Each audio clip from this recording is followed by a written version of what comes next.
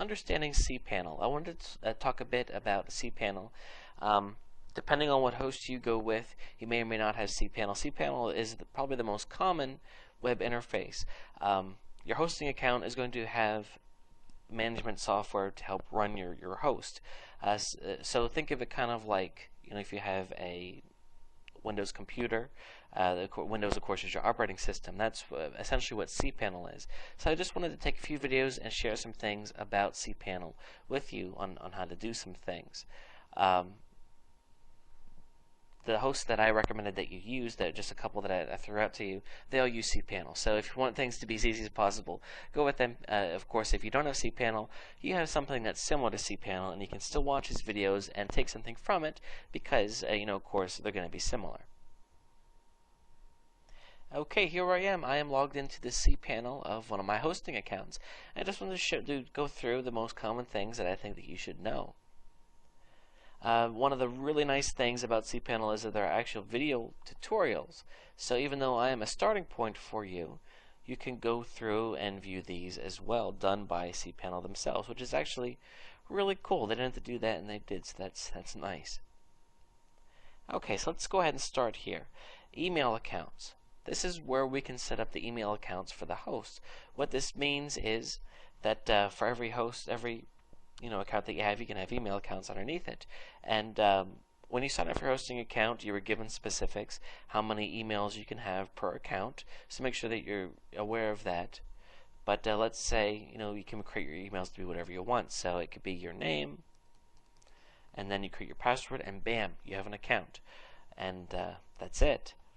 Once your accounts are on here, then you can go to webmail to check them, or you can set it up that you can grab them through Outlook Express, or your whatever mail program that you already use, you can take from that. Of course, if you have your own business, you want to have an email account that's on your site, of course, and that's how you do that right there. Spam Assassin, those are your spam settings for your mail accounts. You can also set up forwarders, meaning two different things. With this, it just means that you can go ahead and if somebody sends you mail to your account that you created, you can go ahead and have it forward somewhere else. You can even have it forward to an email account that is off the site. So that's also really cool. You can set autoresponders for your email too. If somebody writes to you, that you have something right back to them. Okay, let's move down here. File Manager. This is actually really important. If you ever wanted to upload files or pull files down from it, you can do it this way. We're going to talk in the next video about FTP, a way to upload things a lot easier. But let's just say, for this sake, if you wanted to do it this way, here we go.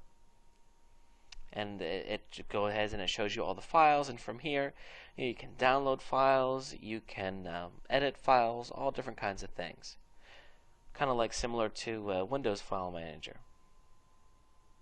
You can look at your disk space usage. You can also create FTP accounts. Logs. This is helpful stuff. You can take a look at the latest people that have been to your site.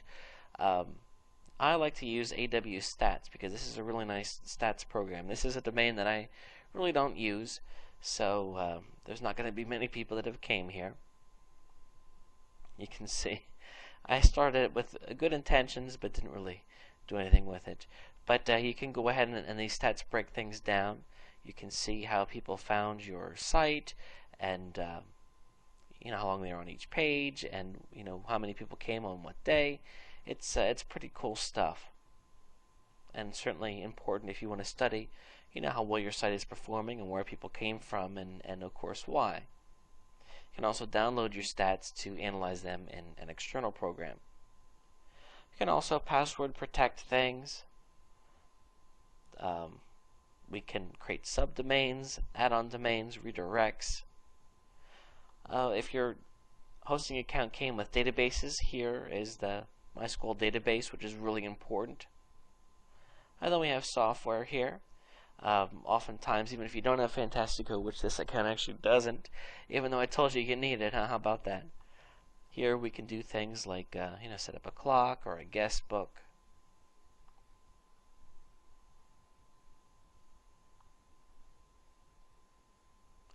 We can configure our own arrow pages. We can set up cron jobs. different things like that, and of course contact support.